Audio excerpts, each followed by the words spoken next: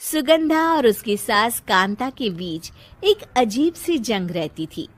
ये जंग थी किचन में कौन ज्यादा अच्छा काम करेगा और घर के सदस्यों के दिल जीतेगा।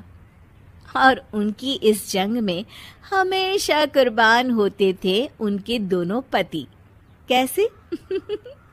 आइए देखते हैं इस किचन पॉलिटिक्स की कहानी में। एक दिन किचन में, माँ जी, आज मैं बना रही हूँ मेथी की सब्जी। इस खाने से घर वालों के पेट की सारी समस्या खत्म हो जाएगी। और मैं बना रही हूँ तड़के वाली छाछ, जिसे पीते ही गैस की समस्या कभी नहीं होगी। दोनों अपने अपने खाने को लेकर टेबल पर पहुंच जाती हैं। तभी सुगंधा के ससुर उसकी बनाई सब्जी की तारीफ कर देते हैं। अरे वाह, मेथी की सब्जी भी बनी है, बड़ी ही स्वादिष्ट है। वाह बहू वाह। अरे बहू, लेकिन इसमें इतनी सारी मेथी बर्बाद करने की क्या जरूरत थी? देखिए माँ जी, ये तो वो मेथी है जो आप रात में भिगोकर सुबह उसका पानी पीती हैं, और जो मेथी फेंक देती हैं उसी से मैंने ये सब्जी बनाई है।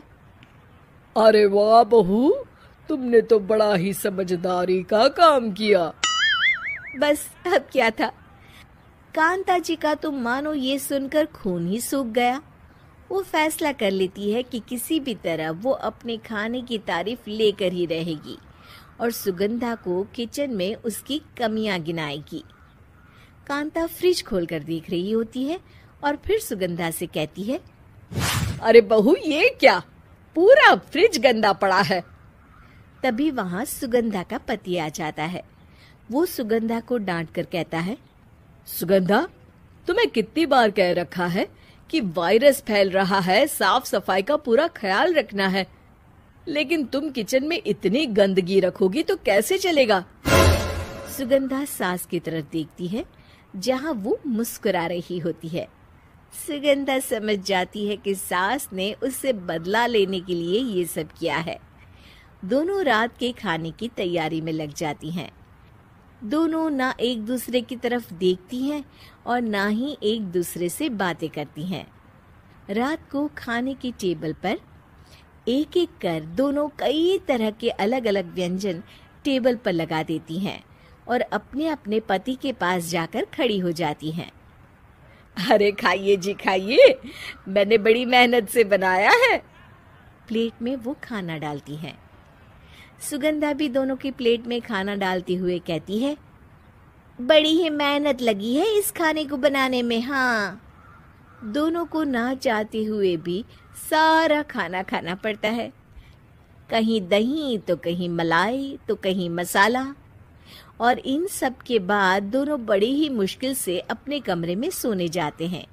लेकिन अगली सुबह सुगंधा का पति चिल्ला रहा होता है, हाय रे, हाय मेरा तो पेट खराब हो गया। हाय माँ, बहुत दर्द हो रहा है। तो वहीं कांता के कमरे से भी कुछ ऐसी ही आवाज आने लगती है। हे भगवान, इस सास बहू की लड़ाई हमारी जान लेकर रहेगी। जाओ, कोई डॉक्टर को बुला कर लाओ। डॉक्टर आते हैं। दोनों को देखकर कांता और सुगंधा से कहती हैं, देखिए, आप दोनों इन्हें खाने में हल्का ही दीजिएगा। हो सके तो रात का खाना जल्दी खाया करे और वॉक किया करे। इतना कहकर डॉक्टर वहां से चले जाते हैं। जिसके बाद एक बार फिर से दोनों बहुएं किचन में जाती हैं और खाना बनाने में लग जाती हैं। रात में खाने के टेबल पर दोनों एक बार फिर से खाना लगाने लगती है। पापा जी, मैंने ये पतली मूंग की दाल की खिचड़ी के साथ ये पापड़ और पुदीने की चटनी भी बनाई है। अरे बहू, अभी अभी बेचारे पेट की बीमारी से गुजरे हैं। इतना भारी खाना तो डॉक्टर ने भी मना किया है ना। देखिए, मैंने आप दोनों के लिए सूप बनाया है। और दोनों उन लोगों की प्लेट में खाना डालने लगती हैं। तभी दोनों एक साथ बोल पड़ते हैं, बस करो, हमें माफ करो। हमें नहीं खाना इस घर में, ना खिचड़ी और ना ही सूप। हम इंसान हैं, एक वक्त में एक ही खाना खा सकते हैं। बस करो, हमें माफ करो, हमें नहीं खाना इस घर में, ना खिचड़ी और ना ही सूप। हम इंसान हैं, एक वक्त में एक ही खाना खा सकते हैं। इतना कहकर वो दोनों वहां से चले जाते हैं। कहानी का अंत। आप लोग उम्मीद कर रहे होंगे कि अंत में सब ठीक हो जाएगा। नहीं जनाब, अगर सास बहू के बीच सब ठीक हो जाए तो आप ये सीरीज देखे ही क्यों? तो मजा लीजिए इस चैनल में सास बहू से जुड़ी कहानियों का, क्योंकि ये ऐसा रिश्ता है जिसकी मिठास उसकी खटास में हमेशा ज्यादा